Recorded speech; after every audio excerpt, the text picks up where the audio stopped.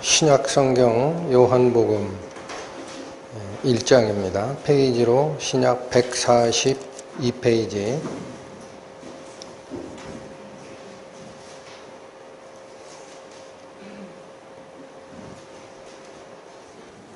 요한복음 1장 1절에서 13절까지입니다.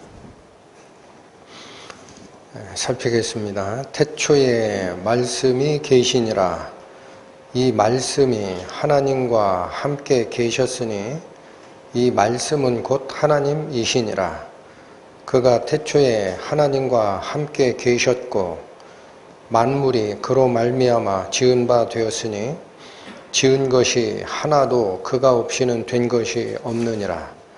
그 안에 생명이 있었으니 이 생명은 사람들의 빛이라. 빛이 어두움에 빛이 돼 어두움이 깨닫지 못하더라. 하나님께로서 보내심을 받은 사람이 났으니 이름은 요한이라. 저가 증거하러 왔으니 곧 빛에 대하여 증거하고 모든 사람으로 자기를 인하여 믿게 하려 함이라. 그는 이 빛이 아니요 이 빛에 대하여 증거하러 온 자라. 참빛 곧 세상에 와서 각 사람에게 비치는 빛이 있었나니 그가 세상에 계셨으며 세상은 그로 말미암아 지은 바 되었으되 세상이 그를 알지 못하였고 자기 땅에 오매 자기 백성이 영접지 아니하였으나 영접하는 자 곧 그 이름을 믿는 자들에게는 하나님의 자녀가 되는 권세를 주셨으니 이는 혈통으로나 육정으로나 사람의 뜻으로 나지 아니하고 오직 하나님께로서 난 자들이니라. 기도하시겠습니다. 하나님 아버지 감사합니다. 오늘부터 저희는 사도 요한이 전한 예수 그리스도의 복음을 기록된 말씀을 통하여 살피고자 합니다. 그 안에 담고 있는 하나님의 영광과 복음의 실체를 저희 아둔한 마음들이 열리고 하나님의 뜻을 받아들이는 은혜의 역사 이루어질 수 있도록 저희와 함께 하여 주시고 저희의 길을 지도하여 주옵소서. 예수님의 이름으로 기도 올립니다. 아멘. 1절에서 3절까지 다시 한번 읽고 시작하겠습니다. 태초에 말씀이 계시니라. 이 말씀이 하나님과 함께 계셨으니 이 말씀은 곧 하나님이시니라. 그가 태초에 하나님과 함께 계셨고 만물이 그로 말미암아 지은 바 되었으니 지은 것이 하나도 그가 없이는 된 것이 없느니라. 이 말씀을 이렇게 읽으시면서 어떤 느낌들을 받으셨습니까? 첫 번째는 창세기에 기록되어 있는 창조 기사와 같은 분위기를 여러분들 느끼시게 됩니다. 창세기 1장 1절이 어떻게 시작이 되죠? 태초에 하나님이 천지를 창조하시니라. 여기 마찬가지죠. 1절에서 3절도 태초에 말씀이 계셨고 그 말씀이 하나님과 함께 계셨던 분이고 그래서 그 말씀은 하나님이시고 또 그가 만물을 지은 바 되었으니 어떤 것이라도 그가 없이는 창조된 게 하나도 없다. 이렇게 선언하시죠. 그러니까 신약의 창세기입니다. 요한복음 1장은. 구약의 창세기록은 창세기 1장이라면 신약의 창세기록은 요한복음 1장에 대비가 되어 있다라는 느낌이 듭니다. 근데 또 하나의 느낌은 좀 어색합니다.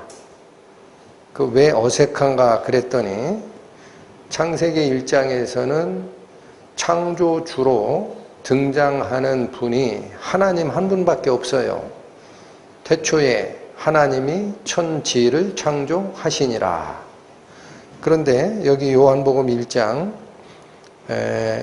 1절에서 3절을 보면 하나님 말고도 또 다른 등장 인물이 존재합니다. 그 또 한 분이 뭐예요? 말씀이에요. 말씀. 그러니까 이거는 성경을 처음 읽으시던가 아니면 성경을 많이 읽으셨던 분들이라도 이 말씀이 어색하죠. 창세기 기록은 하나님이 단독으로 세상을 창조하셨다. 그렇게 선언하셨다면 여기서는 하나님과 같이 계셨던 말씀이라는 존재가 곧 창조 역할을 다 하신 분이다. 3절 다시 보세요. 만물이 그로 말미암아 지은 바 되었으니 지은 것이 하나도 그가 없이는 된 것이 없느니라. 그러니까 여기가 어색합니다. 이 말씀이라는 존재가 새롭게 창조자로 등장이 될 뿐만 아니라 그 말씀을 하나님이라고 하셨어요. 그 말씀이 곧 하나님이라. 그러니까 어색하죠. 그러면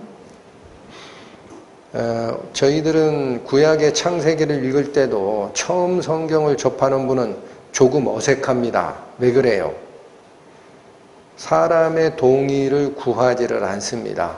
태초에 하나님이 천지를 창조하시니라. 선언문이에요. 선언문. 여기도 마찬가지입니다. 선언문입니다.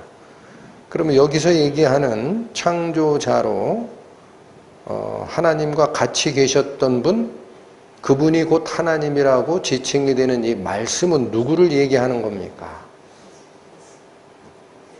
이 말씀은 누구를 얘기하는 거예요? 미리 내려가 보시면 14절 가보세요. 말씀이 육신이 되어 우리 가운데 거하심에. 이게 무슨 뜻이에요?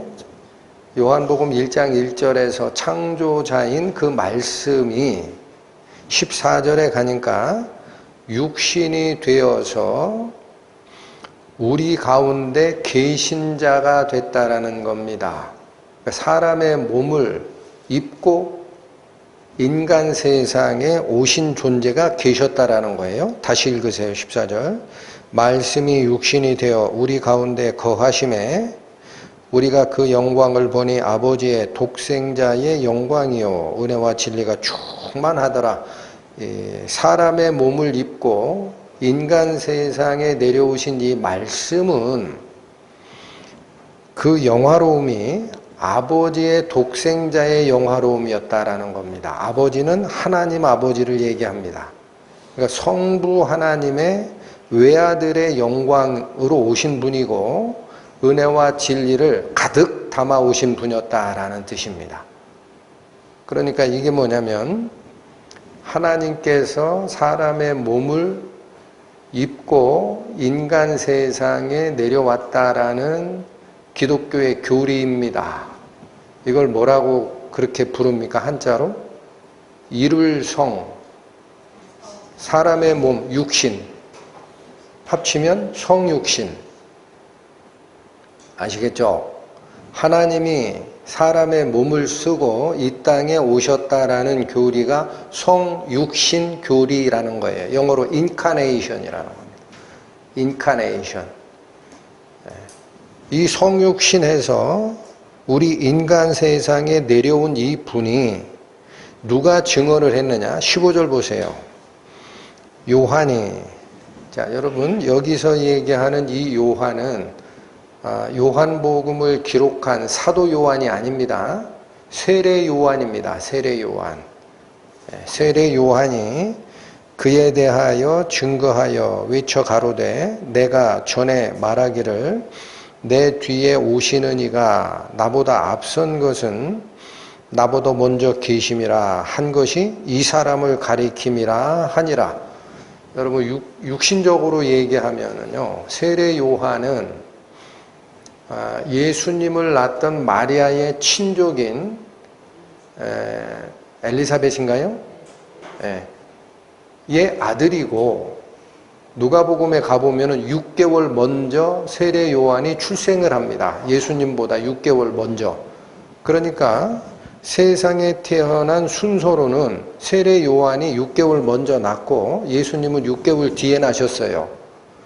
그래서 세례 요한은 예수님을 지칭할 때 내 뒤에 오시는 분이 있다라고 합니다. 그러나 그거는 육신적인 출생 순서가 6개월이 늦은 거지 사실은 나보다 먼저 계신 분이었다라는 거죠. 15절 다시 보세요. 요한이 그에 대하여 증거하여 외쳐가로되 내가 전에 말하기를 내 뒤에 오시는 이가 나보다 앞선 이유가 있다. 왜 그래요? 나보다 먼저 계신 분인데 늦게 오시는 것뿐이다 라고 한 사람이 바로 말씀이 육신이 되어 오신 이 사람이다 라고 얘기를 합니다. 그럼 여기 아직 예수님 안 나왔잖아요. 이게 예수님 지칭하는 말이 맞느냐? 한 장 넘기셔서 1장 29, 30절을 보십니다.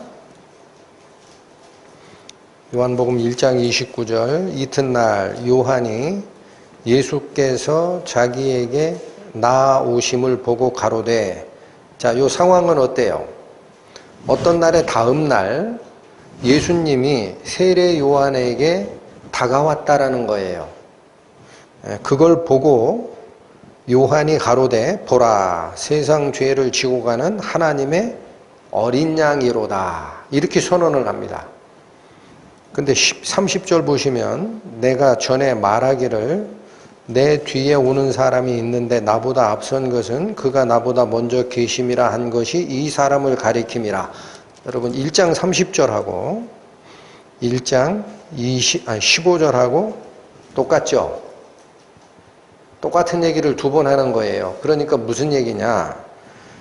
1장 14절 말씀이 육신이 되어 우리 가운데 거하신 이 분이 29절 예수님이다 라는 얘기를 하는 겁니다. 성경 말씀은 말씀이 그대로 연결고리를 끌고 갑니다. 그러니까 정리하시면 이런 얘기입니다. 요한복음 1장이 얘기하는 이 말씀이 육신이 되셨다라는 이 원리가 누구에게 적용된 거다? 예수님. 예수님께서 그럼 존재가 뭐다라는 거죠? 사람의 몸을 입고 세례 요한보다 6개월 뒤에 오셨지만은 먼저 계셨던 분이고 1장 1절 말씀대로 하면은 하나님이셨다라는 거예요. 하나님이셨다. 한마디로 요한복음 1장 1절에서 3절은 또 이 1장 전체는 뭘 얘기하는 거냐면 예수님의 족보입니다. 예수님의 근원. 어떤 분이 우리에게 오신 상태냐. 예수님의 족보. 여러분 참 신기하죠? 예, 여러분 예수님의 복음을 증거하는 복음서가 4개가 있어요. 다들 아시죠? 마태복음, 마가복음, 누가복음, 요한복음 4개의 복음서가 있는데 지금 저희가 살피는 요한복음을 빼고 마태, 마가, 누가 이 3가지 복음서를 공관복음서라고 합니다. 공관복음. 한자라 좀 어렵죠? 함께 공동의 할 때 쓰는 한자예요. 함께 볼관, 영화 관람 할 때 쓰는 거. 그래서 공관복음이라는 것은 사람의 눈으로 예수님을 보고 증거한 형태의 복음이 공관복음입니다. 근데 복음서마다 약간씩 다르죠? 그 왜 달라요? 똑같이 안 쓰고. 여기 한번 보세요. 여기 기와집 한 동이 있다라고 가정하세요. 기와집을 앞에서 보면 딱 집 모습이 나와요. 그렇죠? 근데 그 기와집을 위에서 헬리콥터를 타고 딱 내려봤다 그러면 무슨 모습일까요? 네못 알아요. 지붕밖에 안 보여. 네못 알았죠? 요 기와집을 옆에서 봤다 그러면 어느 모습이 보여요? 위에 지붕은 이렇게 삼각 형식으로 되어 있고 밑에 집체는 네모다랗게 딱 받쳐 있을 거예요. 그러니까 옆에서 보면 큰 화살표처럼 보일 거야. 그러면 똑같은 기와집 한 채를 보고도 보는 시각에 따라서 어느 사람은 집 모양이다, 어느 사람은 네모다랗다, 아니야, 어느 사람은 큰 화살표야, 이렇게 얘기할 수 있죠. 그래서 약간씩 다른 겁니다. 근데 중요한 거는 이 공관복음이라는 거는 누구 입장에서 함께 본 모습이다라고 하느냐, 사람의 입장에서 본 겁니다. 사람.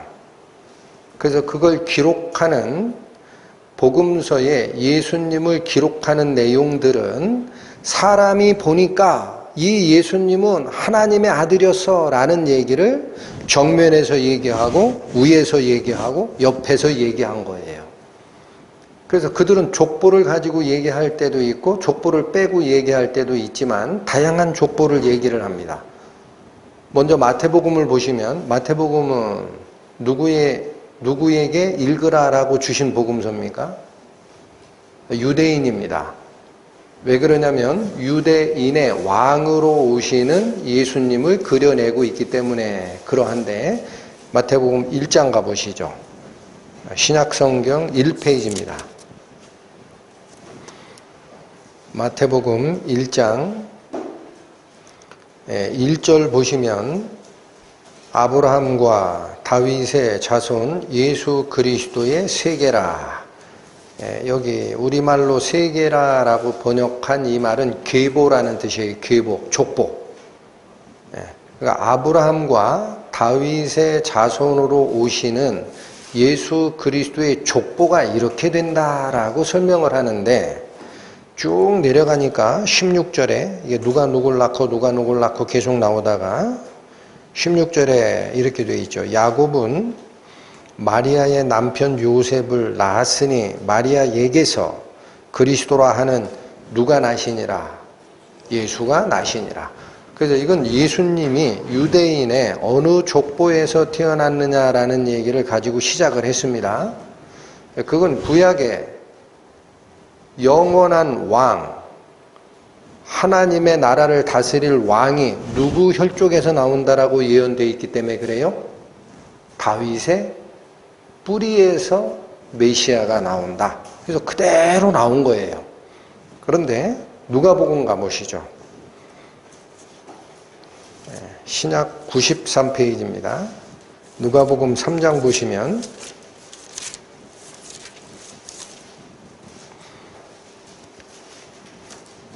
신약 93페이지 24절에 예수님의 족보가 나오는데 이젠 반대로 예수님으로부터 거꾸로 올라갑니다.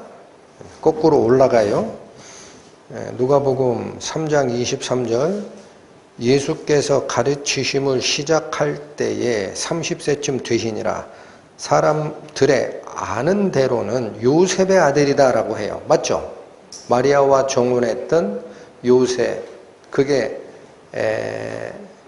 실제로 피를 받아난 아버지와 아들 관계는 아니지만 족보상은 요셉이 예수님의 부친이 되니까 사람의 아는 바대로는 요셉의 아들이니 해서 그러면 요셉 위로는 어떻게 연결되느냐라는 얘기를 시작하죠. 요셉의 이상은 그 윗대는 이란 얘기예요. 헬리오. 그 윗대 이상은 마따니요. 그 이상은 그 위는 레위요 해서 올라가는데 어디로 올라가나 보시면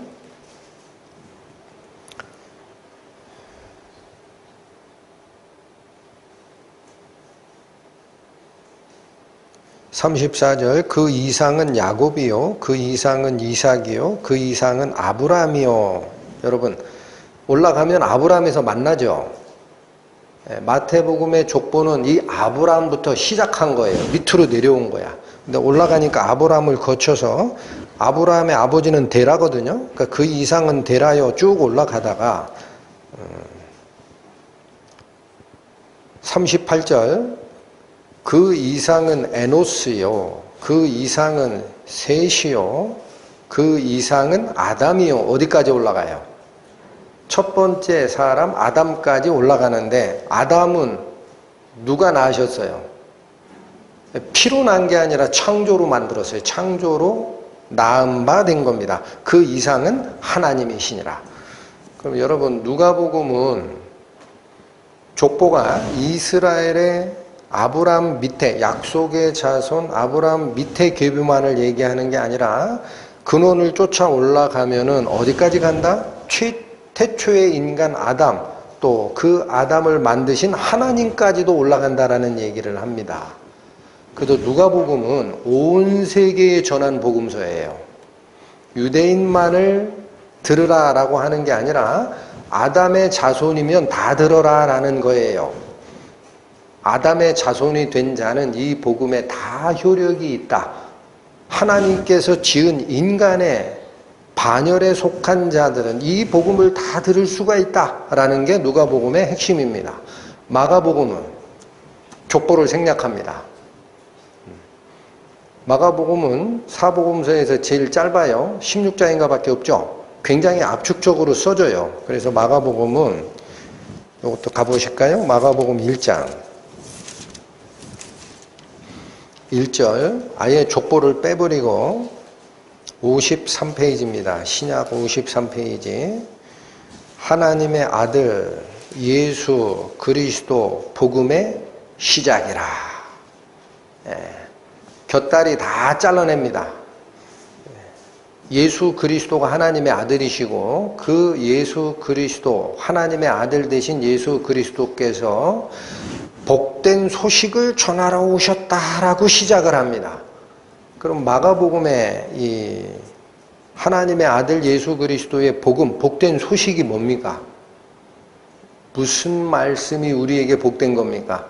예수 믿으면 잘 풀리고 성공하고 복받고 그 얘기가 이 마가복음이 얘기하는 복음이 아니죠.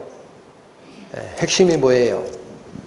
여러분 마가복음 10장 45절 가보시죠. 72페이지입니다. 72페이지. 인자에 온 것은, 제가 자주 말씀을 드립니다만 복음서에서 예수님이 인자라고 표현할 때는 자기 자신을 나타내는 말이에요. 그게 무슨 뜻이에요? 사람 인자, 아들 자자예요. 나는 사람의 아들로 온 자다. 사람의 모습을 입고 온 자다. 그게 요한복음이 얘기하는 말씀이 육신이 되어 온 자다. 그런 뜻입니다. 그래서 그 인자는 나는, 내가 온 것은 섬김을 받으려 함이 아니라 도리어 섬기려 하고, 그러면 이 말은 마태복음이 증거하는 유대인의 왕으로 오시는 메시아의 개념하고 다르죠. 유대인들이 잘못 예수님을 이해를 못하고 잡아 죽이는 이유가 뭐냐면 왕으로 오셔야 된다라는 거예요. 지배자로. 그런데 거두절미하고 하나님의 아들 예수 그리스도의 복음의 시작이라 이렇게 선언하는 마가복음 핵심 복음에서는 왕으로 오는 게 메시아의 역할이 아니야, 그런 얘기예요. 뭘로 온다고요? 인자에 온 것은 섬김을 받으려 함이 아니라 도리어 반대로 섬기려 하고, 어떻게 섬기느냐? 자기 목숨을 많은 사람의 뭐로 주려 왔다? 대속물로 주려 함이라. 이게 마가복음의 핵심입니다. 마가복음의 핵심. 하나님의 아들 예수 그리스도의 복음의 핵심. 예수께서 세상에 왜 오셨다? 죽어야 하는, 죄 짓고 죽어야 하는 사람들의 죄값을 대신 치르러 왔다. 어찌됐든 마태복음이 됐든 마가복음이 됐든 누가복음이 됐든 이 복음서는 사람의 눈에서, 땅에 거하는 사람의 눈에서 보고 확인한 예수님은 이런 분이야 라는 내용을 기록한 복음서입니다. 그런데 오늘 우리가 살피는 요한복음은 요한복음 1장이 무슨 족보라고 그랬어요? 제가 예수님의 족보라고 그랬어요. 여기 족보 하나도 없는데요? 족보 있잖아요. 1장 1절. 태초에 누가 계셨다?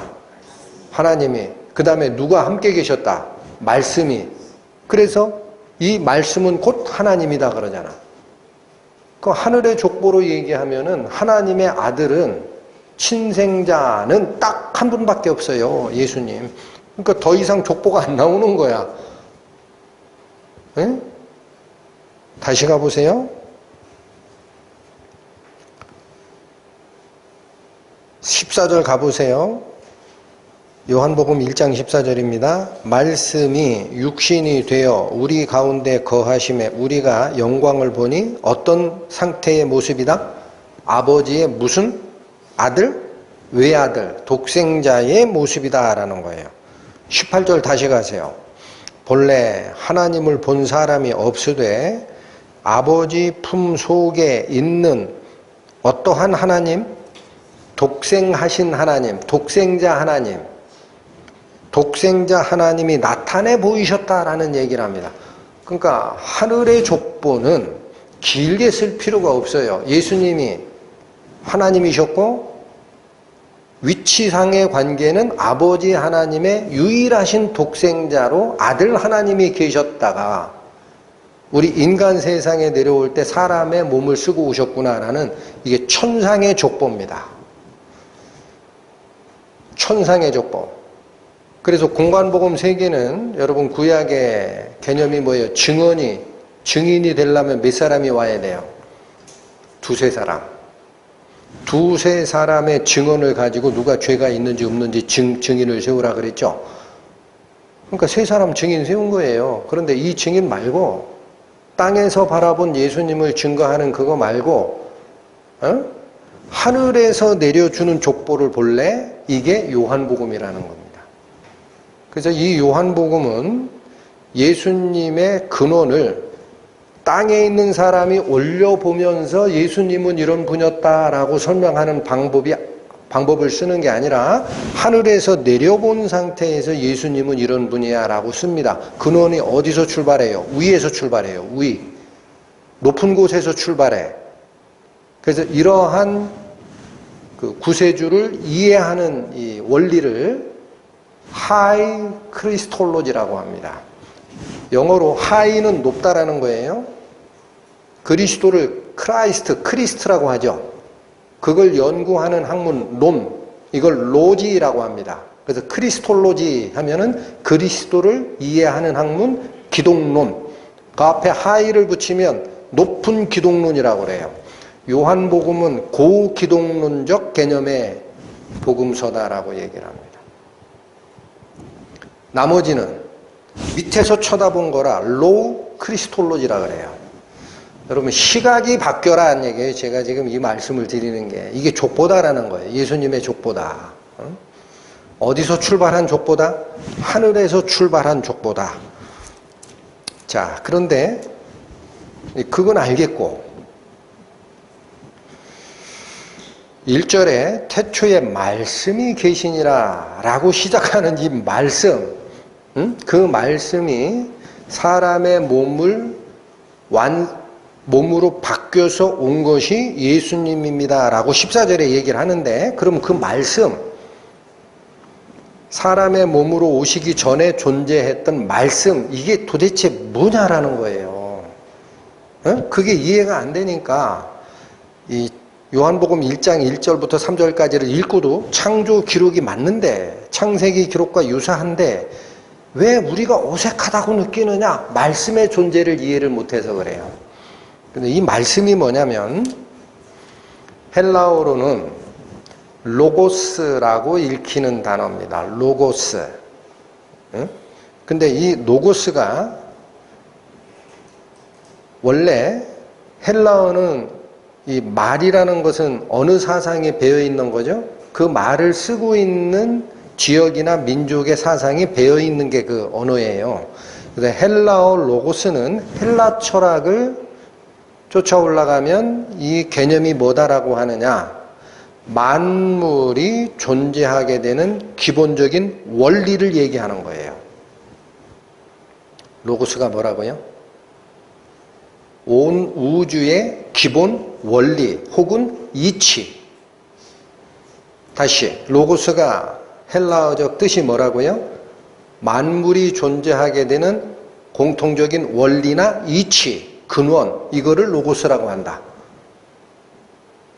그래서 우리 한자로도요, 14절에 말씀이 육신이 되어라는 이 말을 이루었다, 말씀이 육신이 됐다, 이룰성자를 써서 성육신교리라고도 하고, 육신이 되어만을 얘기하면 성육신이에요. 근데 앞에 말씀이 육신이 됐다라는 말까지를 끌어오는 단어가 있습니다.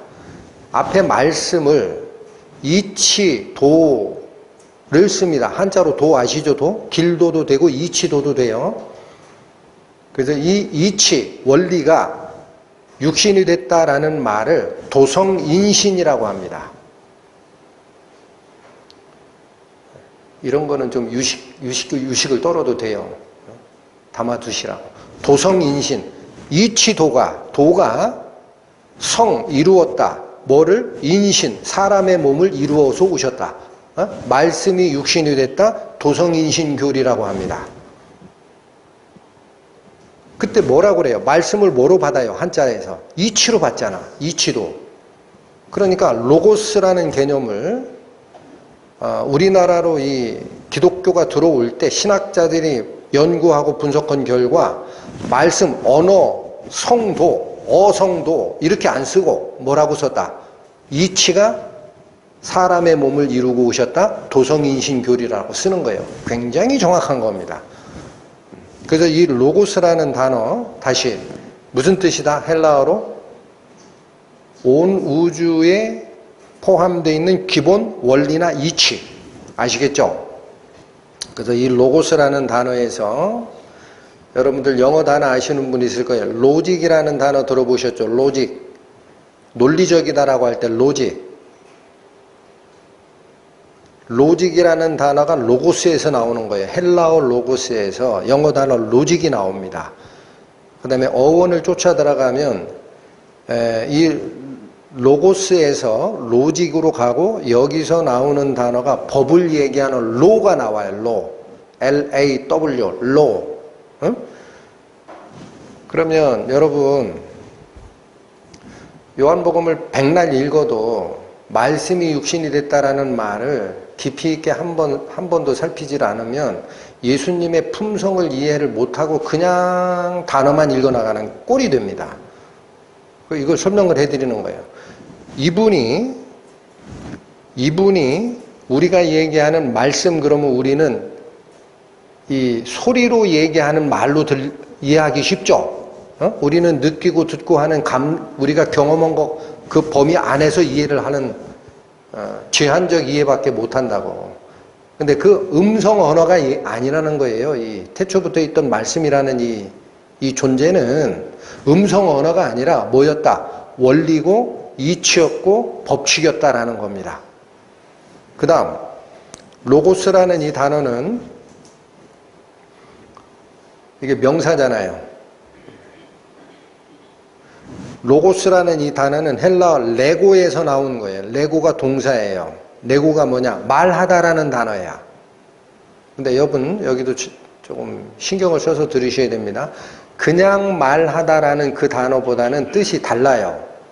어떤 뜻이 있느냐면 어떠한 논쟁에 대해서 결론짓다라는 뜻이 있습니다. 굉장히 특이하죠. 말하기는 말하다라는 뜻이에요. 레고라는 헬라어가. 근데 그게 그냥 네 얘기도 하고 내 얘기도 하고 다른 사람 얘기도 하고 하는 그런 얘기를 하는 게 아니고 어떤 논쟁에 대해서 결론 지어서 더 이상 분란이 없게끔 하다라는 그런 말하다라는 단어입니다. 이 레고가. 그러니까 이 말은 바뀌지가 않는 거예요. 확정이에요. 확정. 한번 뱉은 말은 바뀌지가 않는 법칙으로서의 말을 의미하는 게 로고스입니다. 그래서 우리 성경에서는 어느 단어를 따온 거죠? 로직이라는 것보다 바로 그 말씀이라는 단어 뜻을 레고에서 나온 로고스니까 따서 말씀이 계시니라 라고 얘기를 한 겁니다. 조금 어렵죠? 헬라어 얘기하고 이 설명하면 조시는 분 많아요. 어려운 얘기는 이제 그만할 거예요. 자, 이제 문제는 그러면 이 말이 말씀이라고 표현한 거는 사실 말이에요. 말을 존칭한 거예요. 존칭한 건데 이 말이라는 게 뭐냐라는 거죠. 사람의 말은 어때요? 이 사람 말 다르고 이 사람 말 다르고 저 사람 말 달라요. 그리고 이 사람이 하는 말은 이미 죄성에 물든 상태. 다시 얘기할게요. 여러분, 우리 보고 죄인이라고 하면 싫어하는 사람들 많은데 죄가 뭐가 죄입니까? 뭐가 죄예요? 응? 살인하고 누구 때리고 음행하고 이게 죄예요? 그건 죄의 열매고 여러분들이 오해하는 게 있다고. 그건 죄의 열매예요. 죄가 열매를 맺힌 거고 죄는 그게 죄가 아니에요. 하나님의 속성을 떠난 게 죄예요. 뭐를 따라? 이기심을 따라. 내가 하나님이 돼. 이 말 따라서. 누가 꿰었던 말이에요. 뱀이. 너 이거 먹으면 하나님처럼 돼. 그러니까 왜 네가 하나님 밑에 있냐 바보처럼. 네가 주인 돼. 이게 뭐예요? 이기심이에요. 그 사람이 죄로 물든 다음에 이기적이 됩니다. 하나님은 이타적인 분이에요. 조건 없이 사랑을 주시는 분인데 그 성품을 떠나서 이기적이 된 사람은 말을 하게 되면 어떤 말을 하게 됩니까? 나한테 유리하게 왜곡해서 말합니다. 또 나를 과정하느라 할 수 없는 것을 뻥을 쳐서 얘기합니다. 이거 헛된 말을 해요. 헛된 말. 내 평 이상하게 자꾸 들리면은 그걸 반박하느라 거짓말을 합니다. 사람 말은 그렇게 되어 있습니다. 왜곡되고 헛되고 거짓이에요. 그러니까 이 말씀이라는 얘기를 하나님하고 동격으로 놓는 요한복음의 기록을 읽으면서 우리는 뭘 생각하느냐? 사람 말을 생각을 해. 아이고 그 무슨 말씀이 무슨 권위가 있다고. 여러분, 그러나 하나님의 말씀은 어떨까요? 하나님의 말씀. 하나님은 거짓말할 수 없는 분이죠. 여러분, 이것도 참 우리가 이해하기가 쉽지가 않은데 우리는 죄인이기 때문에 거짓말하는 거예요. 그러나 하나님은 거짓말을 할 수가 없어요. 거짓말을 안 하시는 게 아니고 거짓말을 할 수가 없어. 아예. 응? 거짓말은 사탄이 하는 거예요. 하나님은 거짓말을 할 수 없는 속성을 가졌어. 그런 걸 무슨 속성이라고 그래? 공의의 속성이에요. 깨끗하신 분이야.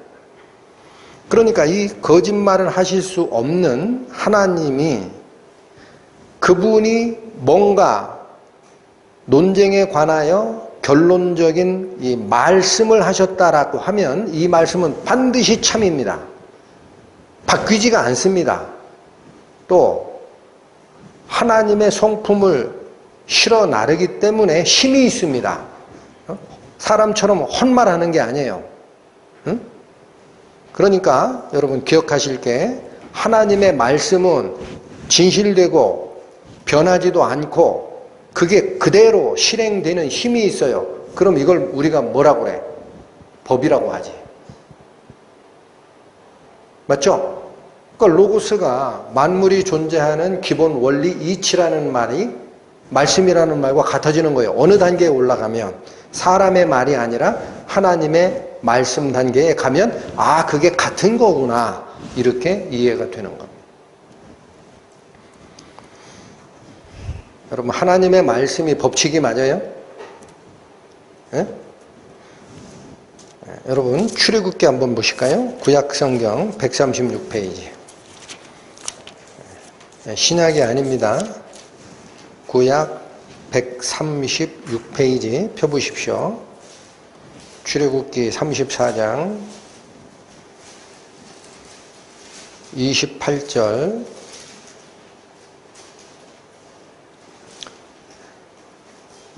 136페이지 페이지로 찾으시는 게 빨라요. 성경 아직 익숙치 않으신 분 출애굽기 34장 28절 보시면 모세가 여호와와 함께 40일 40야를 그러니까 밤낮 40일을 그런 뜻이에요. 거기 있으면서 떡도 먹지 아니하였고 물도 마시지 아니하였으며 여호와께서는 언약의 말씀 곧 무엇을? 십계를 그 판에 기록하셨더라. 여러분 십계명 율법을 받는 모습인데 모세가 시내산에 올라가서 40일 밤낮을 물도 안 먹고 밥도 안 먹고 하나님하고 대화하고 계명을 받아 내려옵니다. 그때 하나님께서 돌판에다가 뭐를 직접 새겨주세요? 여호와께서는 언약의 말씀 곧 십계를 그 판에 기록하셨더라. 누가 직접 써주는 거예요? 하나님이.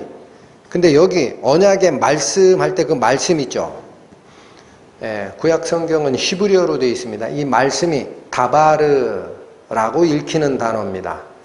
헬라어에서는 노고스인데 히브리어에서는 다바르라고 읽히는 게 말씀이에요. 근데 언약의 말씀 곧 십계르라고, 십계는 뭐예요? 10가지 계명, 십계명을 얘기하는 거예요. 그걸 하나님이 당신의 손으로 직접 돌판에다 기록해 주셨다라는 뜻인데 그 십계라는 단어 있죠. 우리말로 번역된 10가지 계명 할 때 그 계명이 뭔지 아세요? 그게 말씀드려요. 다바림. 예? 앞에 언약의 말씀 할 때 다바르, 이게 말씀이에요. 헬라어 로고스랑 같은 거예요. 다바르. 근데 십계라고 할 때 10가지 계명이 뭐냐? 다바림. 복수형 어미명사 림을 쓰는 거예요. 다바르, 림, 다바림, 십계명 10가지 말씀들. 여러분, 하나님의 말씀은 계명이고 법이에요. 아시겠죠? 응? 우리 인간의 말로 하나님을 이해하려고 하니까 그 말이 바뀌는 건데, 그 힘도 없는 건데, 응? 야 친구야 언제 밥 한번 먹자 하고 다 뻥치고 하는 건데, 응? 내 이 일만 달되면 있잖아. 저 롯데호텔 뷔페에 가서 내가 쏠게. 이 헛말하잖아. 하나님도 그런 줄 안다고. 계명이 말씀이고 말씀이 율법이고 법이고 능력입니다. 여러분 기억하십시오. 그 하나님의 말씀이 하나님과 같이 계셨던 뭐였다? 성자 하나님이셨다라는 얘기입니다. 그래서 여러분 하나님의 말씀이에요. 이제부터 사람의 말을 염두에 두지 마세요. 하나님의 이 말씀은 그걸 왜 법이라고 하고 계명이라고 하고 안 바뀌는 거다라고 하고 하느냐? 하나님의 입에서 나가는 그 하나님의 말씀은 하나님처럼 힘이 있어요. 이사야 55장 가보십니다. 구약성경 1034페이지. 구약 1034페이지. 이사야 55장 8절 1034 1034페이지 이사야 55장 8절부터 봅니다. 여호와의 말씀에 내 생각은 너희 생각과 다르며 내 길은 너희 길과 달라서 하늘이 땅보다 높음같이 내 길은 너희 길보다 높으며 내 생각은 너희 생각보다 높으니라. 8절 9절에서 하나님이 일단 선언하고 넘어가시는 게 있어요. 자, 내가 지금 얘기하는 걸 설명하기 전에 내 생각하고 네 생각은 완전히 천지 차이다. 이거 기억하고 이 말 들어? 그렇게 앞에다가 깔아놓는 겁니다. 그래놓고 나서 10절 11절 보세요. 비와 눈이 하늘에서 내려서 다시 그리로 가지 않고 토지를 적시어서 싹이 나게 하며 열매가 맺게 하여 파종하는 자에게 종자를 주며 먹는 자에게 양식을 줌과 같이. 10절은 자연법칙이에요. 비가 오면 어떻게 한다? 땅에 내려서 땅을 적셔서 씨를 틔우고 뿌리를 내리게 하고 열매 맺는 데까지 역할을 하지 않느냐. 그 우주 법칙처럼 11절 내 입에서 나가는 무엇이 말이 내 입에서 나가는 말도 헛되이 내게로 돌아오지 아니하고 나의 뜻을 이루며 나의 명하여 보낸 일에 형통하리라. 하나님의 말씀의 능력입니다. 이걸 기억하셔야 됩니다. 하나님의 말씀의 능력은 자연 법칙을 만드신 게 하나님이에요. 자연 법칙처럼 결코 헛되질 않고 하나님의 뜻을 반드시 이루어내는 힘이 있다. 그래서 자 보십시오. 하나님이 이 물질 세계를 창조하실 때 뭐로 창조하셨어요? 우리 요즘에 히브리서 성경 공부 같이 하니까 어쩌면 도움이 많이 되는데,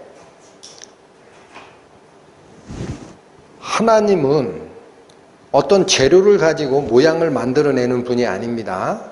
이게 헬라 철학에서는 이런 재료를 진료라고 하고 만들어낸 모양을 형상이라고 해요. 그러나 성경적인 창조 개념은 아무것도 없는 무에서 우리 눈에 보이고 만지는 물질을, 유를 창조해내는 게 하나님의 능력입니다. 지난주 금요일 성경 공부 음성 파일 다시 한번 시간이 나시면 댁에 가서 들어보세요. 아무것도 없는 데서 있는 걸 만들어내는 게 하나님의 능력이에요. 그러니까 하나님은 재료를 가지고 물질을 만들어내는 게 아니에요. 그럼 어떻게 만들어내냐 이게요. 어떻게 만들어낼까요? 하나님의 능력 있는 말씀으로. 여러분 구약 성경 1페이지 가보세요. 구약 1페이지 창세기 1장 1절 가보시죠.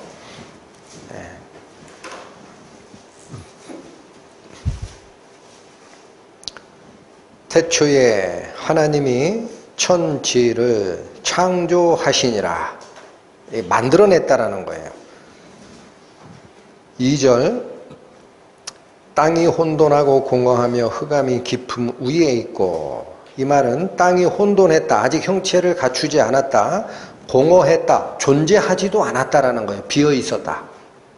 땅이 형체를 가지고 있지도 않았고 비어 있는 상태였다라는 말은 물질이 없었다라는 거예요. 물질이 아직 만들기 전이었다. 흑암이 깊음 위에 있고 하나님의 신은 수면에 운행하시니라. 3절 하나님이 가라사대 빛이 있으라 하심에 빛이 있었고. 여러분 빛을 만드십니다. 뭘로 만드셨어요? 재료가 없어요. 재료가. 여기 어디 재료를 썼다고 나와요. 단순히 뭐라고 얘기합니까? 하나님이 말씀하시니 뭐라고 말씀하셨다? 빛이 존재하라. 응? 하나님이 빛이 존재하라 라고 말씀을 하시니 빛이 존재했다라는 거예요. 그러니까 무엇이 빛을 만들어내나요? 하나님의 말씀이죠. 계속 그렇게 창조가 돼요. 6절 가보세요. 하나님이 가라사대, 이거 말씀하시기를, 그런 뜻이에요. 물 가운데 궁창이 있어 물과 물로 나누게 하라 하시고, 하나님이 궁창을 만드사 궁창 아래의 물과 궁창 위의 물로 나누게 하며 그대로 되니라. 하나님의 말씀이 형통해요? 형통하지 않아요? 그대로 통합니다. 무에서 유를 창조해 내십니다. 14절 하나님이 가라사대 하늘의 궁창에 광명이 있어 주야로 나누게 하라. 또 그 광명으로 징조와 사시와 일자와 연한을 이루라. 또 그 광명이 하늘의 궁창에 있어 땅에 비치라 하시고 그대로 되니라. 여러분 창세기 1장에 하나님이 물질 세계를 만드실 때 재료를 가지고 만드신 적이 없어요. 그냥 뭐로 만드셨어요? 당신의 능력의 말씀으로 무에서 유를 창조하셨다. 하나님의 말씀이 그렇게 능력이 있는 겁니다. 그리고 창조만 하시나요? 창조해놓고 알아서들 그냥 살아 그렇게 하시나요? 히브리서 1장 신약 353페이지. 이번에는 신약입니다. 신약 353페이지 히브리서 1장 3절 이는 하나님의 영광의 광채시요 그 본체의 형상이시라. 예수님이 하나님의 영광이 드러난 거라는 거예요. 이거는 무슨 말씀하고 같아요? 오늘 요한복음에 우리가 그 영광을 보니 하나 아버지의 독생자의 영광이요라는 말하고 같은 거예요. 하나님의 영광의 광채시요 그 본체의 형상이시라. 여기서는 아버지의 아들의 영광이라고 얘기를 안 하고 예수 그리스도가 그냥 뭐라고 그래요? 그 본체, 하나님의 본체가 드러난 분이 예수님이라는 거예요. 형상이란 말이 그거예요. 본질이 드러난 분이 곧 예수라. 요거 선언하신 다음에 그의 무엇으로? 능력의 말씀으로 만물을 어떻게 하십니까? 붙으신다라고 돼 있죠. 여러분 어려운 얘기 안 한다고 그랬는데 요거 한마디 더 해드려야 되겠네. 여러분 우리 물질이 현재 상태를 유지하고 흩어지지 않는 이유가 뭡니까? 가장 쉬운 걸로 중력이 있어서 그래요. 그래서 달과 지구의 거리가 일정하게 유지가 되고 지구와 태양 간의 거리도 일정하게 유지가 되고 또 지구가 모든 물질을 지구의 중심으로 끌어당기는 중력이 있기 때문에 우리가 우주로 도망가지 못하는 거예요. 걸어다니고 하는 이유가 발이 땅에 붙어있기 때문에 걸어다니는 거지 공중에 떠있으면 걸어다녀요? 못 걸어다녀요? 못 걸어다녀요. 모든 만물의 위치가 하나님이 만드신 중력 법칙에 의해서 서로 딱 달라붙어 있기 때문에 그 만물이 형상을 유지하고 질서를 유지합니다. 이거 아시죠? 연세 드신 분들이 너무 많아서 이것도 모르시는 분도 계실 거예요. 그러나 들으세요. 어떻게 하겠냐. 그 다음에 물질과 물질 사이를 이어주는 것은 중력이라고 해요. 무게 중자를 써요. 무게중. 무게를 느끼게 하는 힘. 그런데 그 만물의 기본적인 원자 단계에 가면은 그 속에 원자의 핵이 있는데 이 핵이 단단하게 뭉쳐 있습니다. 이 단단하게 뭉쳐 있는 핵이 폭발하려고 하면은 원자 폭탄 같은 폭발 수단이 있어야만 얘가 폭발이 돼요. 그 원자탄 개발하는 게 뭐냐? 원자 핵을 분열할 만한 아주 높은 폭발력을 가지고 있는 자가 원자탄을 개발하는 거예요. 북한이 하는 게 그 실험이에요. 고폭 실험이라 그래. 근데 하여튼 이 원자 핵이 서로 단단하게 잡고 있는 힘을 뭐라고 하느냐? 핵력이라고도 하고 엄청나게 강해요. 우주에서 제일 강해. 그래서 이거를 강력이라고 합니다. 그 다음에 이 원자 핵 주위를 돌고 있는 게 있어요. 전자라고. 이 전자가 왜 필요하냐면 원자 하나만 있으면은 원자와 원자가 결합해서 물질을 못 만들어내. 우리가 마시는 물 H2O라고 하죠. 수소 원자 2개에 산소 원자 하나가 결합돼야 물이 돼요. 근데 수소 원자 2개에 산소 원자 하나가 결합되려고 하면은 핵 단계에선 결합이 안 돼요. 뭐 때문에 결합이 되느냐? 핵 주위를 돌고 있는 전자 구름이 전기량을 결정해 주기 때문에 서로 밀고 당겨서 플러스 마이너스가 결합하게 하는 역할이 뭐예요? 그 전자기력이라고 그래요. 전자기력. 어렵죠? 그러니까 만들어진 물질을 서로 도망가지 못하게 하는 중력 이전에 물질 자체가 구성되게 하는 핵력과 전자기력이 있어요. 거기까지만 설명드릴게. 그게 다 왜 이 원자라는 것을 흩어지지 않고 뭉치게 하느냐면 핵력, 강력이라는 이 힘이 있고 이 원자와 다른 원자가 결합하기 위해서는 전자기력이라는 전하를 띠는 플러스 마이너스를 띠는 그걸 이용해서 서로 붙어있게 하고 물질이 만들어지고 물질과 물질 사이는 도망가지 마라. 위치, 크기, 딱 요 위치를 점하라 해서 중력을 만드셨어요. 우주에 존재하는 4대 힘이 있어요. 핵력, 이거 강력이라고 하고 양력이 하나, 이건 설명 안 드립니다. 전자기력, 중력, 4가지 법칙. 이 법칙들이 여러분 법칙이란 말을 아까 로고스가 처음에 뭐라고 번역한다 그랬어요? 헬라어 원어는 만물이 존재하는 근원 이치라 그랬죠. 그래서 그걸 법칙이라고 이 단어가 발달한다 그랬어요. 로직, 로로. 그러니까 여러분 여기서 이 말씀 히브리서 1장 3절 그 능력의 말씀으로라고 한 이 말씀을 법칙으로 바꿔보세요. 그 능력의 법칙으로 만물을 붙드시며 이해가 되십니까? 여러분 중력 법칙은 그냥 있는 게 아닙니다. 물질이 구성되는 핵의 법칙은 그냥 있는 게 아닙니다. 누가 세우신 거예요? 예수님이 세우신 거예요. 그 원리가 다 예수 그리스도였다라는 거예요. 이해가 되시나요? 그 우주에 존재하는 모든 법칙의 근원이 누구셨다? 예수 그리스도, 성자, 하나님, 말씀의 하나님, 로고스의 하나님, 그분이었다. 할렐루야. 아직 다 이해 못하겠다. 아직 다 이해 안 되셔도 됩니다. 그분이 곧 하나님이셨다. 그러니까 그러한 근원적 법칙이 없이는 물질 세계가 존재할 수가 없어요. 그 뒤에 살피겠지만 그래서 뭐라 그래요? 아니 뭐 뒤에서 살필 것도 없어요. 응? 오늘 보고 있는 요한복음 1장 3절 보세요. 요한복음 1장 3절 만물이 그로 말미암아 지은 바 되었으니 지은 것이 하나도 그가 없이는 된 것이 없느니라. 그렇습니다. 바로 그 창조 법칙이고 물리적 법칙이고 생명의 법칙이신 예수님이 말씀의 하나님이셨다라는 거. 그러니까 보세요. 창세기 1장 물질 세계를 만드실 때도 말씀이 역사하셨고 물질 세계를 만물을 유지하고 붙드시는 것도 하나님의 능력에 말씀이 작용하는 거고 고장이 나서 하나님이 만드신 물질 세계와 생명이 고장이 나서 뭘로 고칠 거야? 우리 인간은 쇠가 부러지면 땜쟁이한테 가고 전자제품이 고장이 나면 전기상한테 가고 맞죠? 그렇게 하잖아요. 옷이 고장나면 옷수선쟁이한테 가죠.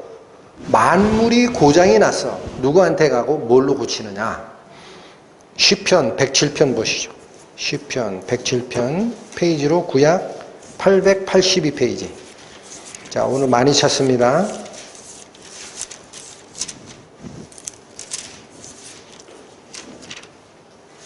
(882페이지) 시편 107편 17절에서 20절까지 봅니다.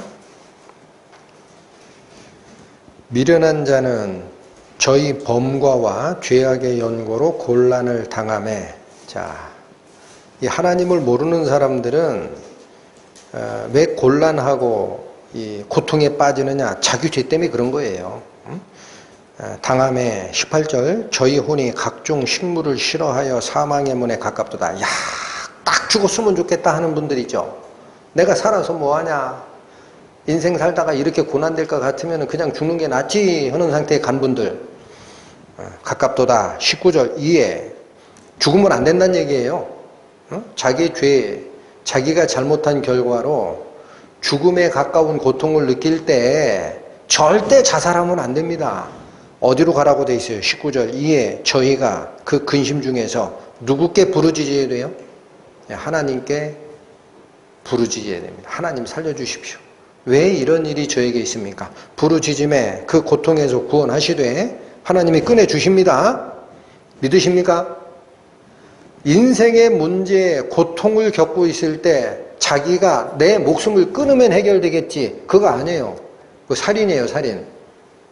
하나님께 부르짖으세요. 해답 달라고 하면 하나님이 반드시 구원하시는데 뭘로 구원하시나 보세요. 돈 줘서 구원하는 거 아니에요. 내가 하던 사업 잘못됐으면 사업 일으켜서 구원하는 게 아니에요. 저 사람이 나를 배신하고 갔으면 저 사람을 벌 줘서 나를 구원하는 게 아니에요. 여기 보세요. 하나님의 구원 방식 20절 저가 이 하나님이 뭐를 보내요? 그 말씀을 보내요. 저희를 어떻게 해요? 고칩니다. 모든 원인은 내 속에 있는 거예요. 인간관계에서 한쪽의 원인 때문에 존재하는 건 없어요. 어차피 쌍방적인 문제가 있지만 하나님이 그 고통의 문제를 고치시는 거는요, 저쪽 사람의 문제를 고치는 게 아니에요. 나를 고치는 거예요. 나. 말씀을 보내사 나를 고쳐서 위험한 지경에서 건지십니다. 위험한 지경. 죽으려고 하는 지경, 자살하고 싶다라는 지경, 살아서 뭐하나, 이런 위험한 지경에서 고치십니다. 그러니까 여러분, 문제가 생겨서 고치는 역할도 하나님이 돈 줘서, 사람 줘서 고칩니까? 말씀 줘서 고치는 거예요. 말씀이 여기에 딱 들어와서 나를 바라보게 하고, 하나님 제가 이거 잘못했군요 하면 고쳐지는 겁니다. 말씀은 어디까지 역사를 할까요? 자, 여기 다시 보세요. 굉장히 이게 대하 드라마 같은 거예요. 요한복음 1장에. 말씀이 계셨는데 이 말씀의 하나님이 세상을 창조도 하시고 그 창조된 만물을 유지도 하시고 붙들어 줘야 되니까 잘못하면 고치기도 하시고 그러다가 끝까지 말을 안 들으면 뭐도 하세요? 말씀이 심판도 합니다. 요한복음 12장 갑니다. 신약성경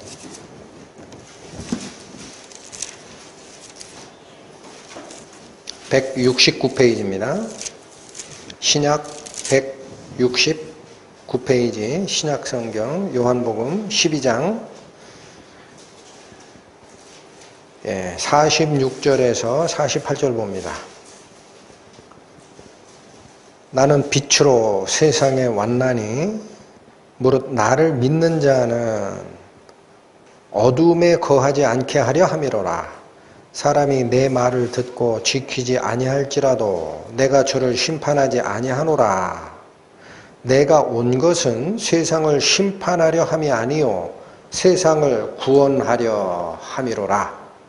나를 저버리고 내 말을 받지 아니하는 자를 심판할 이가 있으니 곧 나의 한 그 말, 여기 잘 읽으세요. 내가 한 그 말이 마지막 날에 저를 심판하리라. 어떻게 말이 심판합니까? 말이 뭐라 그랬어요? 여기 태초부터 계신 말씀이 법칙이라 그랬죠. 여러분, 우리 인간 잘못되면 뭐가 심판해요? 사람이 심판해요? 법이 심판해요? 법이 심판하잖아요. 마찬가지라는 거예요. 그래서 여러분, 혹시라도 최후의 심판 때 가서 예수님, 저 예수님이 저한테 찾아오시지 않아서 저 예수님 못 믿었어요 라고 얘기하실 분 계시면 소용없습니다. 심판 때 뭐가 딱 펼쳐요? 이 성경 펼쳐져요. 여기 다 있잖아. 너 들었지? 그 수련회 가서 듣던데. 그 말을 뭘로 이해했냐 너는? 이게 법이에요. 이게 법. 여기서 이렇게 하면 산다. 그러면 그대로 법이 되고, 여기서 이런 자는 죽음이다. 그러면 그대로 죽음이 됩니다. 그걸 모르니까 성경을 노노맹자처럼 우리를 이끌어준 어떤 교훈서로 이해를 하고 종교로서 교회 다니고 사람과 친하고 어려우면 도움 받으려고 하고 거기서 끝나려고 하는 거예요. 여러분, 이 말씀의 존재가 어떤 존재인지 아시겠습니까? 기억하실 게 그겁니다. 우리 사람이 사용하는 말은 이미 죄 속에 빠져 이기적인 존재가 된 다음에 나오는 말이기 때문에 진실도 없고 힘도 없고 합니다. 그러나 하나님은 거짓말을 하실 수 없는 공의로운 하나님이시기 때문에 사탄이 진실을 말할 수 없듯이 하나님은 거짓말을 못해요. 그렇기 때문에 하나님의 입에서 나오는 말은 100% 역사하게 되어 있고 거짓이 없습니다. 사라지지도 않습니다. 그 말씀의 하나님이 요한복음 1장에 누구셨다라는 거죠? 태초부터 있었던 성자 하나님. 아시겠죠? 성자 하나님. 제2위 하나님. 자, 1절 하반절부터 다시 1절부터 3절까지 다시 한번 볼게요. 태초에 말씀이 계시니라. 이 말씀이 하나님과 함께 계셨으니 이 말씀은 곧 하나님이시니라. 그가 태초에 하나님과 함께 계셨고 만물이 그로 말미암아 지은 바 되었으니 지은 것이 하나도 그가 없이는 된 것이 없느니라. 이 3절까지 가면 이게 새로운 창조 기사라고 말씀을 드렸습니다. 이 말씀이라는 존재가 하나님과 같이 계셨어요. 이게 우리 인간으로서는 이해가 잘 안 돼요. 하나님과 같이 계셨는데 그러면 이 둘 간의 관계가 뭐냐라는 거예요. 하나님도 계시고 말씀도 계셨으니 같이 계셨다고 하니까 이게 뭐냐 했더니 같다라는 거예요. 같다. 14절에 보면은 아버지의 독생자라고 하는데 아버지 하나님이 있고 아들 하나님이 있으면 이렇게 아버지는 낳는 역할, 아들은 낳음을 받은 역할이니까 위아래가 있는데 어떻게 된 거지? 어떻게 된 거예요? 육신적인 입장에선 낳고 낳음을 받은 게 있어요. 영적인 것은 어느 안에 포함되어 있다가 나오는 존재를 이게 낳았다라고 합니다. 그래서 성경에서는 뭐라 그래요? 18절 가보세요.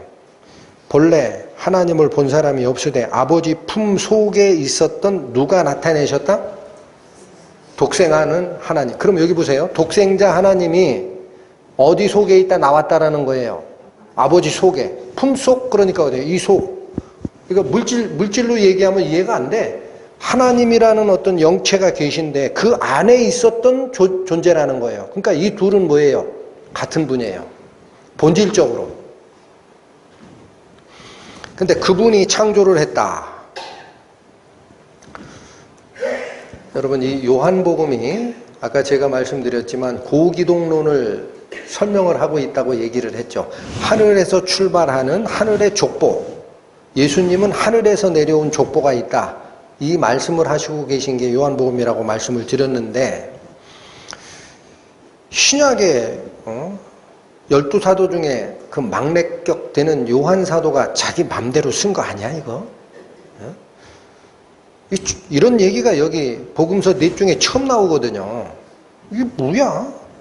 어디 근거가 있다고 그래? 여러분 있어요 없어요? 요한사도가 맘대로 머릿속에 있는 거 끌어낸 게 아닙니다. 신약에 기록된 이러한 원리나 원칙들은 옛날 하나님이 기록하라 했던 구약 성경에 연결이 되어 있습니다. 어디를 보시느냐? 잠언 보세요. 잠언 8장.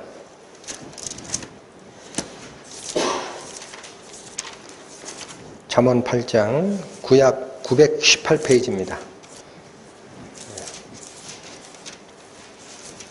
918페이지 구약의 918 잠언 8장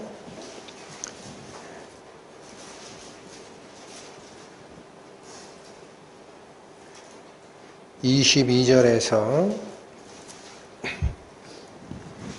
31절 보십니다. 찾으셨죠? 22절 여호와께서 그 조화의 시작, 이 창조의 시작이라는 거예요. 조화라는 것은 뭐를 만들어내는 거를 조화라 그래요. 만들 조자를 써요. 화는 변화된 화. 그 조화의 시작이라는 건 뭘 만들고 변형시켜 나가기 전에, 창조 전에. 그래서 곧이라고 하고 그대로 봤죠. 조화의 시작, 곧 언제? 태초에 일하시기 전에 나를 가지셨다라고 합니다. 여러분 여기 나를 가지셨다 그랬죠. 낳았다라는 표현을 쓰기도 하는데 이 가지셨다라는 게 조금 전에 읽었던 요한복음 1장 18절에 아버지 품속에 독생하신 하나님이라는 표현입니다.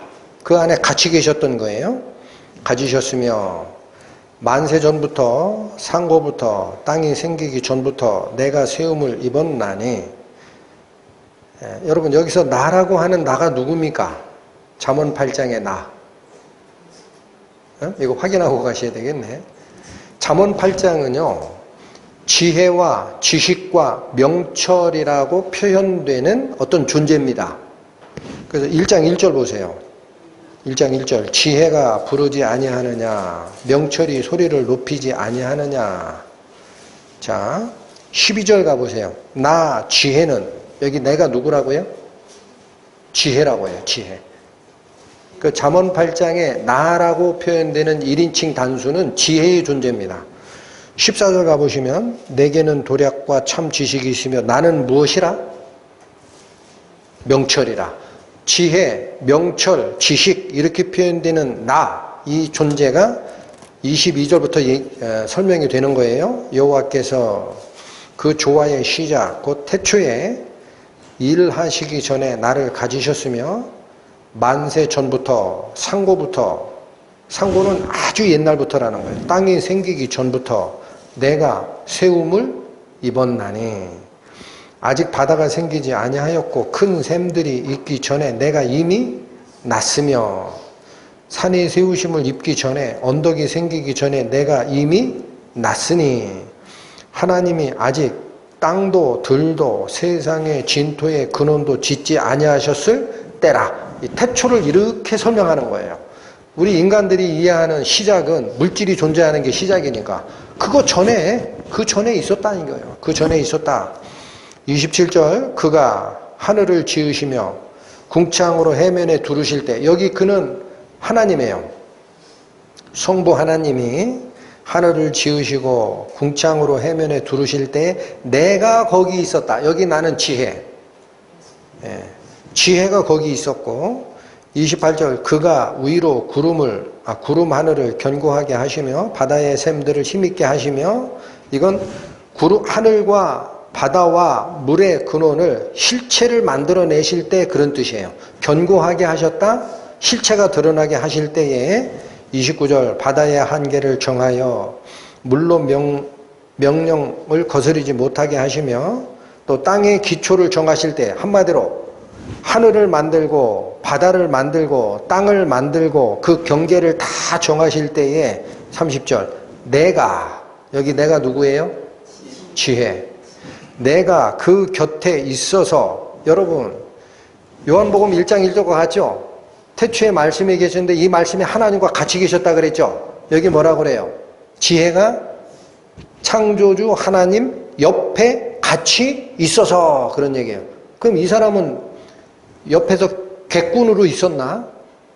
우리 아버지 세상 창조 어떻게 하시나 잘하시나 잘못하나 한번 보자 하고 객군으로 있었나? 아니에요. 다시 보세요. 30절 내가 그 곁에 있어서 뭐가 돼요? 창조자가 됐다라는 거예요. 지혜의 하나님이 창조자가 됐다. 창조자가 되어 날마다 그 기뻐하신 바가 되었으며 그 기뻐하신 바라는 것은 아버지 하나님의 기뻐하신 바가 됐다라는 거예요. 이 창조 역할을 하는 아들 하나님이 아버지 하나님 보시기 기쁨이 됐다라는 거야. 그 다음 항상 그 앞에서 즐거워하였으며 이건 어떻게 된 거예요? 이건 두 가지예요. 여기 잘 보세요. 그라는 것은 성부 하나님이에요. 성부 하나님이 천지를 만드실 때 성자 하나님, 지혜, 이 히브리어로 호크마라고 읽히는 겁니다. 호크마. 헬라어로는 소피아. 요 지혜의 하나님이 같이 계셨는데 하나님은 창조하시고 지혜의 하나님은 객군으로 있는 게 아니라 창조주가 됐다라는 같이. 그래서 어떻게 되느냐? 30절. 날마다 그 기뻐하시는 바가 됐다라는 거는 하나님 아버지가 아들 하나님이 창조하는 모습을 보고 너무 기쁘다라고 한 거야. 그의 기뻐하신 바가 돼서. 그런데 이어지는 말이 뭐예요? 항상 그 앞에서 즐거워하였으면 이건 뭐예요? 보세요. 아버지 하나님이 창조 역할을 하는 아들 하나님의 기뻐하신 바가 됐다라는 것은 아들 하나님의 창조 과정을 보고 아버지가 기뻤다라는 거야. 맞죠? 이해가 됐죠? 어렵지 않잖아요.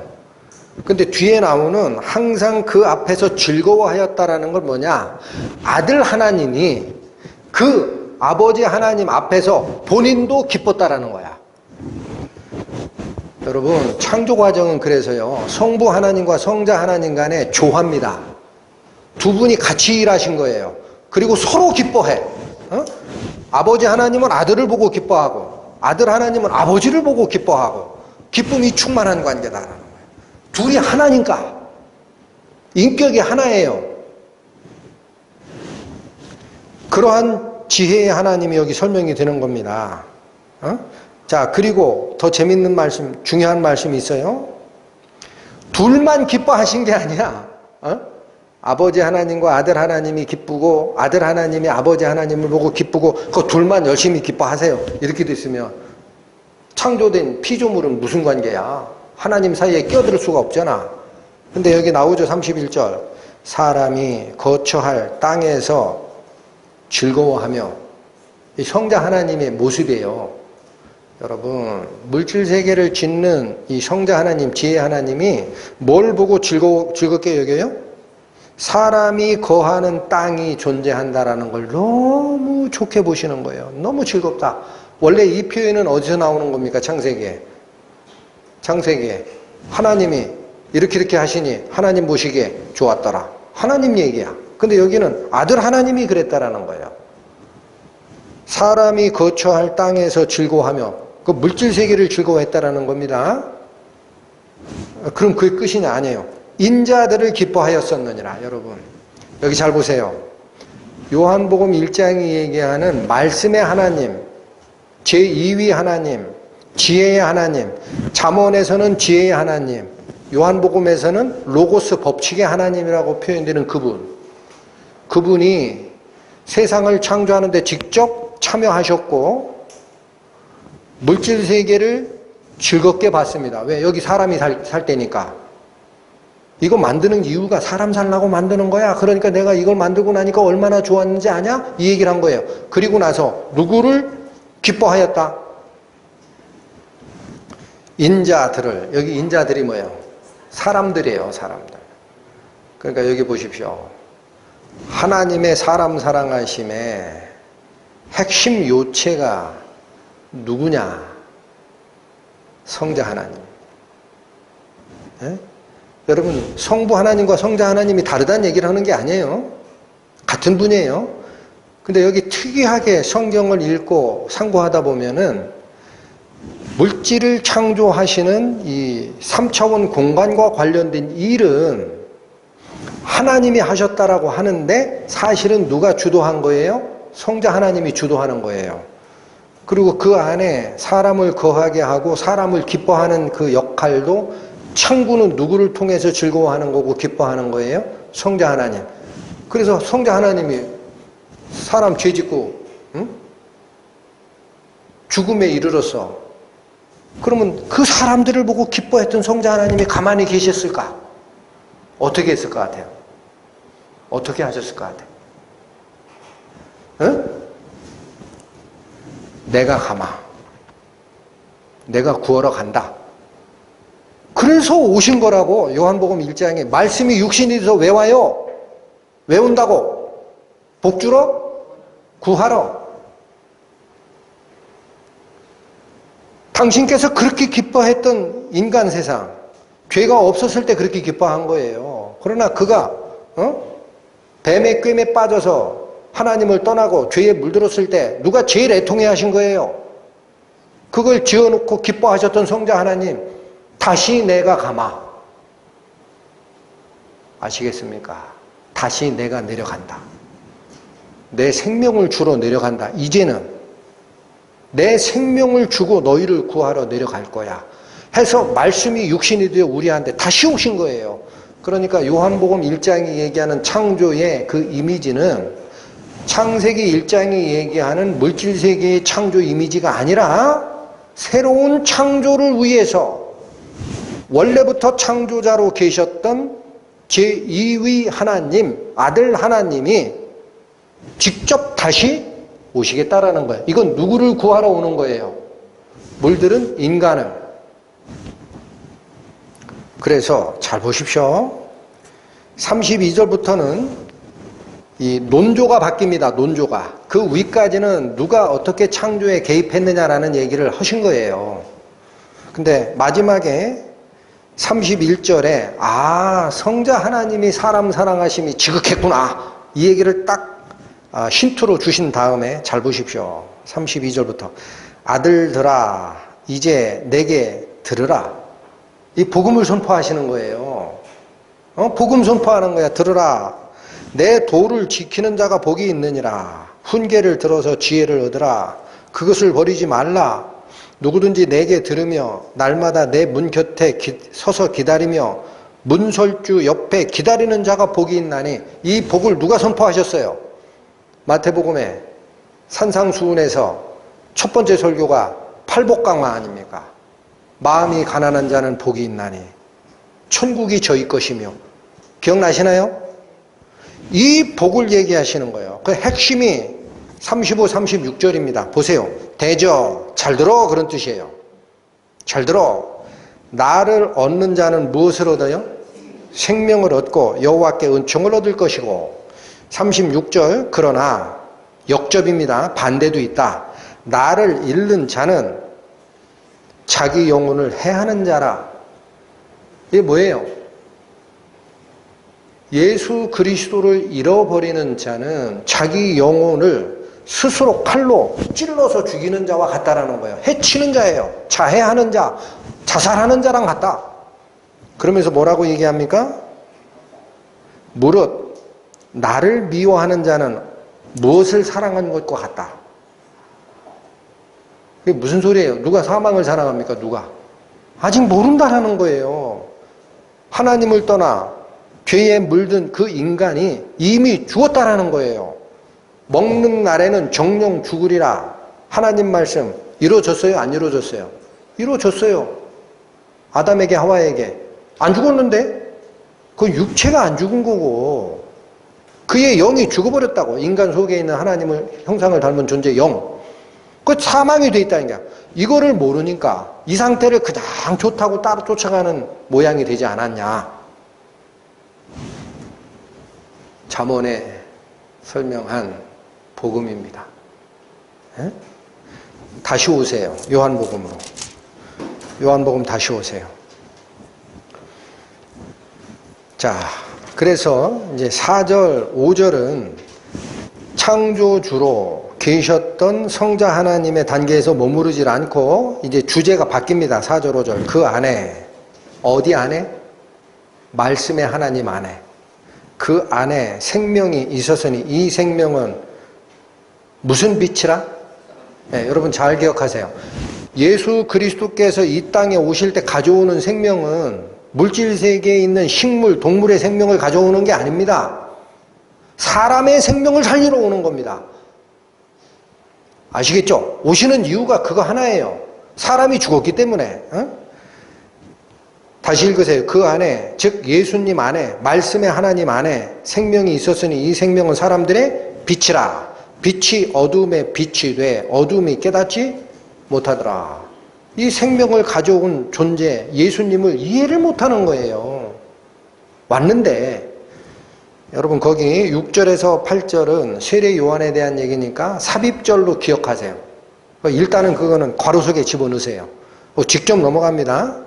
5절 다음에 9절 참빛 곧 세상에 와서 각 사람에게 비치는 빛이 있었나니. 이 빛은 창세기에서 세상을 창조할 때 하나님이 빛이 있으라 하심에 그 빛이 하나님의 보시기에 좋았더라 하는 그 빛이 아니에요. 여러분 기억하시라고. 이게 진짜 빛이라는 거야. 응? 예수님이 진짜 빛이라는 거야. 왜 진짜 빛이냐? 생명을 담고 있는 빛이기 때문에. 4절에 그렇게 얘기하셨잖아요. 생명을 담고 있는 빛이었다. 예수님은. 그래서 이 참 빛이 세상에 와서 각 사람에게 비쳤다라는 거예요. 여러분 5절은 빛이 어둠에 빛이 돼 어둠이 깨닫지 못하더라 그랬죠. 이 어둠은 뭐예요? 죄에 물든 인간 세상에 빛이 내려왔다라는 거예요. 근데 사람들이 이 빛의 존재를 몰라. 그 9절이 설명하는 게 참빛 곧 세상에 와서 각 사람에게 비치는 빛이 있었나니 그가 세상에 계셨으며 세상은 그로 말미암아 지은 바 되었으되. 여러분 이 빛이 무슨 존재예요? 창조자로 설명한 말씀의 존재라고. 그쵸? 그로 말미암아 세상이 지은 바 되었다. 누구 얘기하는 거예요? 말씀의 하나님. 근데 여기서는 뭐라 그래? 빛이라고 하잖아. 어둠을 비치는 빛 지었으되 세상이 그를 알지 못하였다라는 거예요. 빛이 비쳤으나 사람들은 눈이 멀어서 못 봤다. 11절 자기 땅에 오매 자기 백성이 영접지 아니하였으나 12절 영접하는 자 곧 그 이름을 믿는 자들에게는 하나님의 자녀가 되는 권세를 주셨다. 여러분 잘 기억하시기 바랍니다. 잠언 8장에 저 마지막 절에 가면 이렇게 얘기해요. 나를 얻는 자는 생명을 얻을 것이요 나를 잃는 자는 자기 영혼을 스스로 해치는 자일 것이다. 그 자는 사망을 더 사랑하는 상태이기 때문에 나를 볼 수가 없는 거야. 그럼 여러분 보세요. 잠언 8장에 지혜의 하나님, 성자 하나님께서 당신이 사람을 선택한다고 그랬어요. 나를 잃든가 나를 얻든가는 네 선택이다 그랬어요. 잠언 8장에 얘기하는 게 자기 선택이라는 거예요. 사망을 사랑하면 생명 되시는 예수님 얻을 수가 없어. 네 영혼이 죽은 줄 알고 네 생명을 건지려고 그러면 나를 얻어야 돼. 이게 잠언 8장의 마지막 말씀이었잖아요. 근데 여기도 똑같이 얘기하는 거예요. 참빛, 생명을 담은 빛이 세상에 와서 일부에게만 비칩니까? 모든 사람에게 비쳤습니까? 9절 다시 읽으세요. 참빛, 곧 세상에 와서 각 사람에게 비치는 빛이 있었다 그러죠. 여기 이 각 사람이라는 거는 영어로는 everyman입니다. every가 뭐예요? 다라는 거예요. 하나하나 1대1로 전부 다를 얘기할 때 every입니다. 전체로 얘기할 때는 all입니다. 예수님이 세상에 와서 사람에게 생명을 주는 일은 1대1입니다. 1대1. 아버지가 믿음을 가졌다. 어머니가 모태에서 나를 잉태해서 나서 내가 모태신앙이다. 관계없어요. 착각하지 마시라고. 아버지와 하나님의 관계가 따로 있고 아들과 하나님의 관계가 따로 있어. 각각 생명을 얻는 거야. 그래서 everyman 각각 1대1로 예수님의 빛이 비쳐. 누가 거부할까? 누가 거부해요? 하나님께서 이건 천국 갈 자, 이건 지옥 갈 자 정해놓고 여기는 천국 갈 자에는 빛을 비치고 지옥 갈 자에게는 빛을 안 비쳐요? 그게 제한적 속죄론 아닙니까? 자꾸 얘기하지만 어디 그렇게 돼 있어요 성경이?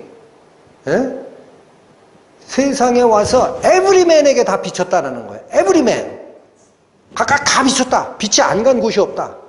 그게 하나님의 사랑이에요. 그런데 누구는 생명을 얻고 누구는 사망 상태에 머무릅니까? 답이 나옵니다. 12절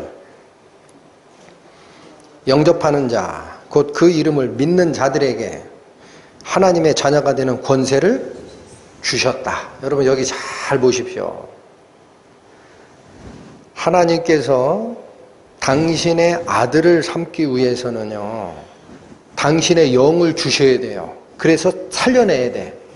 죽어있는 영을 살려내야 돼.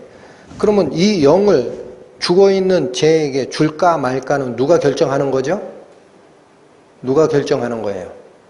하나님이. 여러분 여기도 중요합니다. 하나님이 준 적이 없는데 나는 받았다 이렇게 하는 착각이 있어요. 조심해야 돼요. 그게 지식구원이에요. 하나님은 준 적이 없어. 근데 나는 받았어요 이렇게 얘기해. 그 나중에 가면 껍데기인지 알곡인지 드러납니다. 그런데 하나님이 분명히 주시고 안 주시고를 결정합니다. 이게 뭐예요?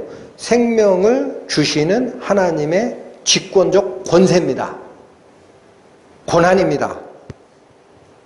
여기에는 틀림이 없습니다.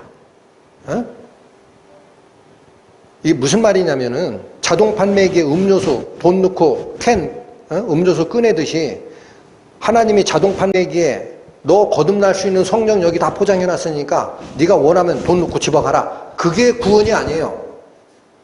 그렇게 일어나는 게 구원이 아니야. 하나님이 직접 1대1로 주는 거예요. 하나님의 권세가 허락이 떨어져야만 구원이 일어나는 게 확실해. 그런데 재밌는 얘기가 있어요. 뭐냐? 이 권세를 하나님이 안 쓰겠다는 거야. 내가 죄에 맞는 네가 구원 받는 게 맞다. 하나님의 권한이야. 근데 있잖아. 지금부터 잘 들으세요. 응? 이 고난을 내가 너한테 줄게. 응? 야, 내가 행사해주는 고난이 있다. 내가 내 아들 선정하는 거야. 근데 이 고난 너에게 줄게. 네가 해. 어디 그렇게 돼 있어요? 12절. 영접하는 자, 곧 그 이름을 믿는 자들에게는 하나님의 자녀가 되는 무엇을 주셨으니? 권세가 어디로 넘어갔어요? 대답하세요. 권세가 어디로 넘어갔어요? 믿는 자에게 넘어갔어요. 누가 주신 권세야? 하나님이 권세를 줬어. 이양했어. 네가 해. 보이십니까? 말씀이 보여요? 안 보여요? 하나님이 지옥 갈자 천국 갈자 정하는 게 아니에요. 하나님의 보편적 은혜가 에브리맨에게 공포가 되면 그 말씀을 듣고 예수님을 얻어야 되겠다. 내가 가지고 있는 건 죽은 거야. 버릴 거야. 하고 하는 자가 그 이름을 믿는 자입니다. 내 마음 상태가 그렇게 되면 이게 도장을 찍는 역할을 해요. 권세예요. 권세. 안 믿으면 안 된다고. 맞죠? 이해가 되셨어요? 하나님이 당신의 아들을 선택하는 권한이 있습니다. 그거는 세상이 쪼개져도 확실한 권세인데 권세를 하나님이 이양을 했다고. 제발 좀 똑바로 들으시라고. 성경 말씀을 엉뚱한 얘기 하지 말고. 권세를 누구한테 던져줬다? 믿는 자에게 줬다라는 거예요. 네가 믿으면 네가 권한을 행사하는 거야. 네가 나를 안 믿으면 네가 거부하는 권한을 행사하는 거야. 알았지? 그러니 얼마나 위험하고 얼마나 좋습니까? 다 버리는 자에게는 은혜요. 아니야. 세상이 좋아하는 자에겐 저주입니다.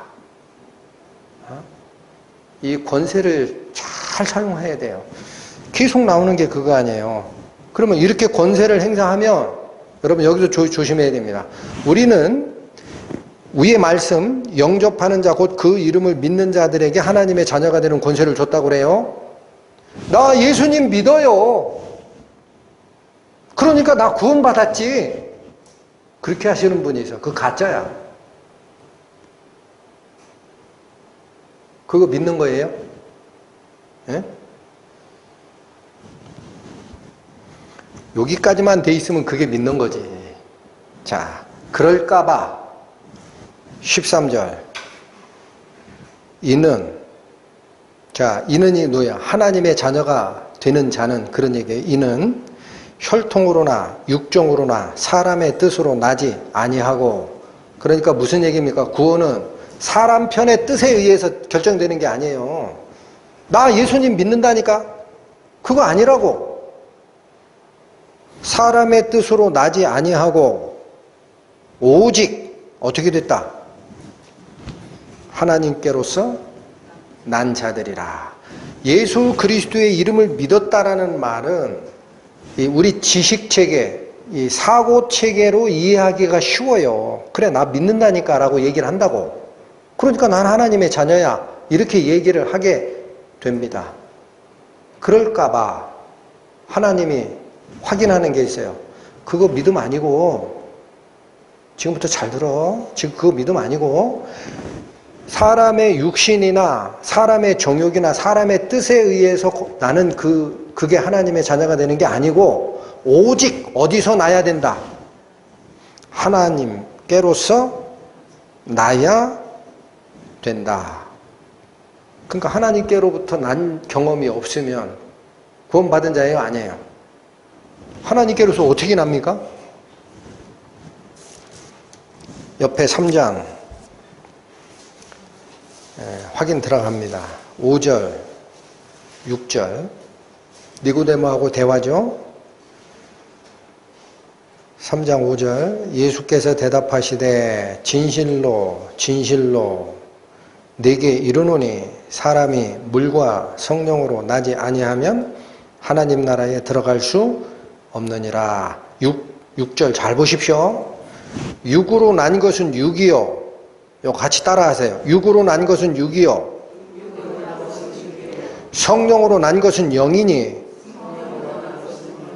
내가 네게 거듭나야 하겠다는 말을 기히 여기지 말라. 여러분 6절 다시 보세요. 육으로 난 것은 육이요 성령으로 난 것은 영이라고 얘기하셨죠. 1장 다시 오세요. 14절 다시 읽으세요. 아니 13절. 혈통으로나 육종으로나 사람의 뜻으로 나는 거 말고 오직 하나님께로 난 자만이 하나님의 자녀야. 뭐가 다릅니까? 예? 성경이 뭐가 이상해야 헷갈리죠.